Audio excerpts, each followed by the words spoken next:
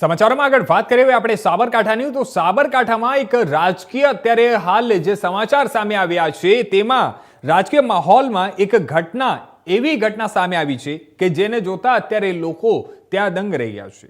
જણાવી દઈએ કે ભાજપના જિલ્લા પૂર્વ પ્રમુખે સત્તા મેળવવા માટે જૂઠાણા ફેલાવ્યા હોવાનું સ્વીકાર્યું છે અને જાહેરમાં માફી પણ માંગી છે।